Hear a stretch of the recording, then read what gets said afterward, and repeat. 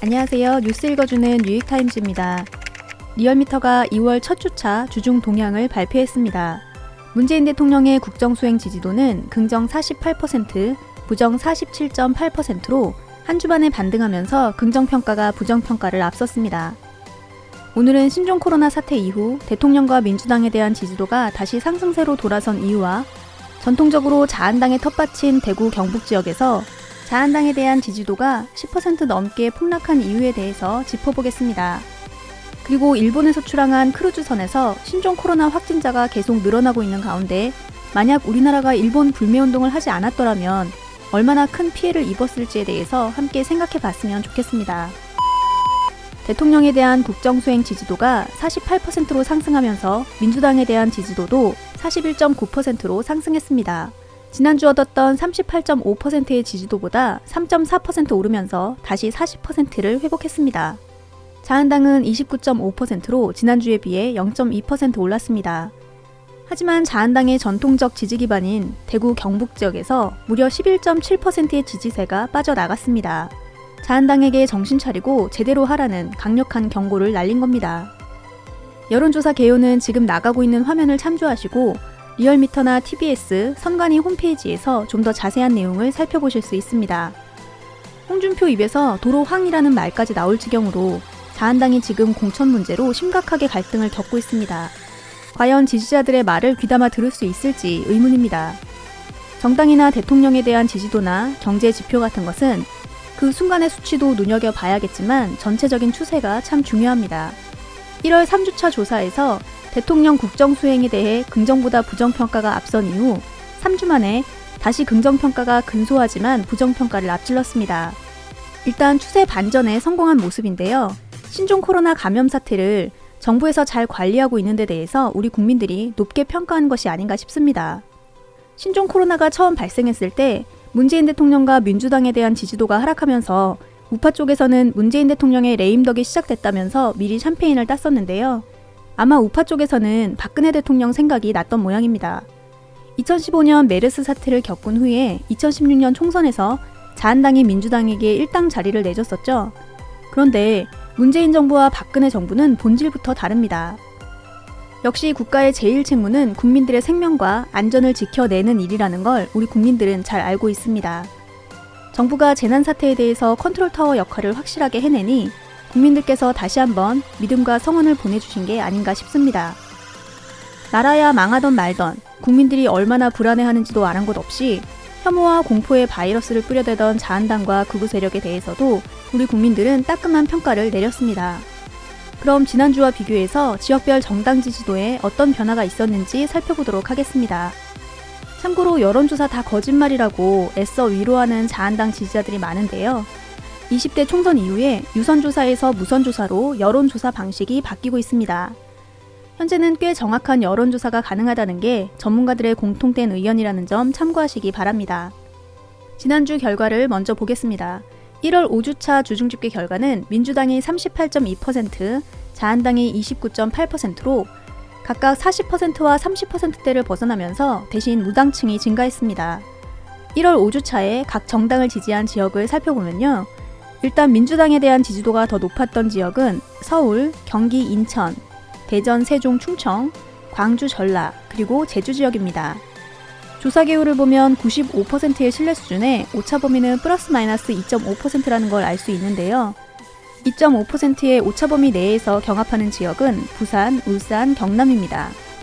37.1%로 민주당과 자한당이 정확하게 같은 수치가 나왔네요. 자한당에 대한 지지도가 더 높았던 지역은 강원과 대구, 경북 지역입니다. 수도권 전체를 보면 민주당 37.8%, 자한당 27.3%로 10% 이상 지지도 격차가 나타나고 있습니다. 그럼 이번 주 조사 결과를 한번 보겠습니다. 민주당에 대한 지지도가 더 높은 지역은 서울, 경기, 인천, 대전, 세종, 충청, 광원, 광주, 전라, 그리고 제주 지역입니다. 오차 범위 내의 경합 지역은 부산, 울산, 경남 지역입니다. 그리고 자한당에 대한 지지도가 더 높은 지역은 대구, 경북 지역입니다.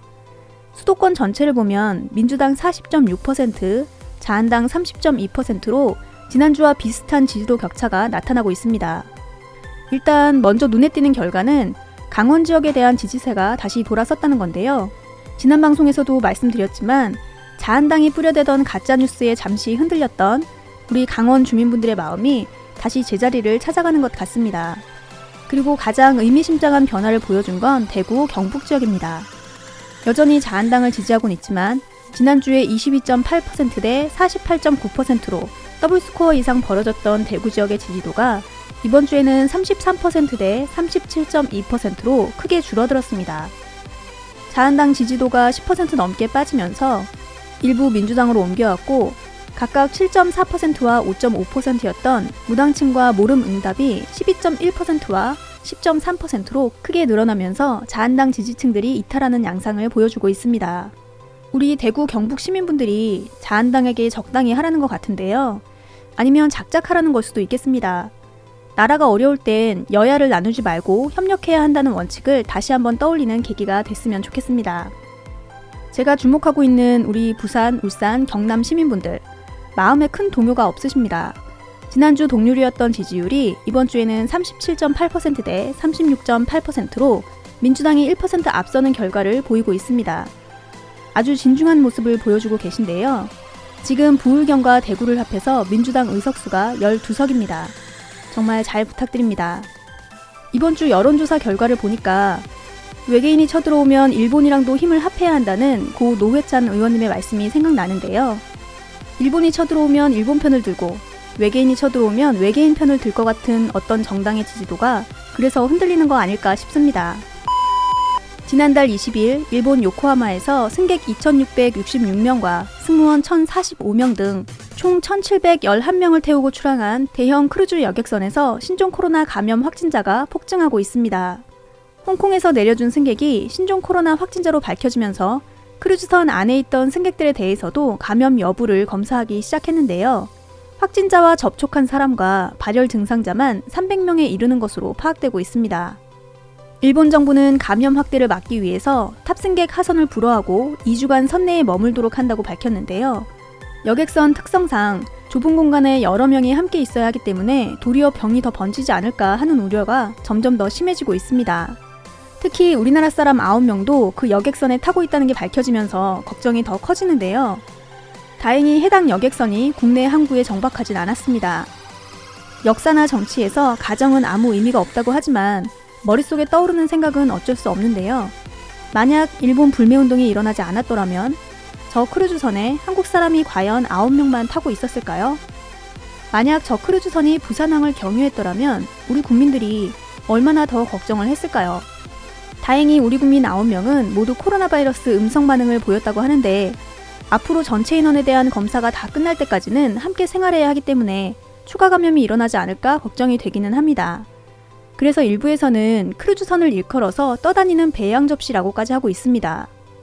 2015년 메르스 때는 인천이나 부산에 정박하던 크루즈선들이 우리나라를 피해가느라고 관광산업에 큰 타격을 입었다고 하는데요. 이번에는 거꾸로 중국과 일본을 피해가려는 크루즈선들이 국내에 정박할까봐 걱정입니다. 국제크루즈협회에서 최근 14일 이내에 중국에 방문한 적이 있는 사람들에 대해서는 승선 금지 조치를 내리긴 했지만 싱가포르에서 열린 회의에 참석했던 사람들의 감염 사실이 확인된 걸 보면 과연 그걸로 괜찮을까 싶은 생각이 들거든요. 크루즈 선사들이 중국과 일본을 대체할 기항지로 부산은 물론이고 제주나 인천 등도 고려하는 것으로 알려졌는데 항만공사는 엄격하게 심사해서 추가 기항을 최소화할 방침인 것으로 알려졌습니다. 사실 아무것도 확실히 밝혀진 게 없습니다. 어느 정도나 우리 항구에 기항하게 될지 그리고 기항하는 배들에 대해서 우리 정부가 어떤 조처를 취할지 아무것도 정해진 게 없어요. 아직 현실화하지 않은 이 카더라 뉴스들이 또 여기저기 돌아다니면서 정부는 우리나라의 모독에 다 막지 않고 뭐 하냐는 소리가 벌써부터 나오고 있습니다. 그런데 지난 방송에서도 말씀드렸지만 우리 정부는 단계별로 대처하면서 위기 상황을 잘 관리하고 있습니다. 초기에 확진 판정을 받았던 환자들이 완치되고 있고요. 그 환자들과 접촉했던 사람들도 14일의 잠복기를 지나면서 관리 대상에서 해제되고 있습니다. 그리고 환자들의 상태를 봐도 1번 환자만 제외하면 모두 가벼운 증상을 보이고 있고 중증이라던 1번 환자도 다 나아서 퇴원할 날만 기다리고 있습니다. 중국 후베이성 지역에서 사망자가 많이 나오면서 아주 무서운 병이 아닐까 싶은 생각을 했었지만 제한된 지역에서 환자가 한꺼번에 많이 발생하면서 관리할 수 있는 한계를 벗어났기 때문에 사망자가 많은 것이지 병 자체는 그렇게 위험하지 않다는 징후가 속속 나오고 있습니다.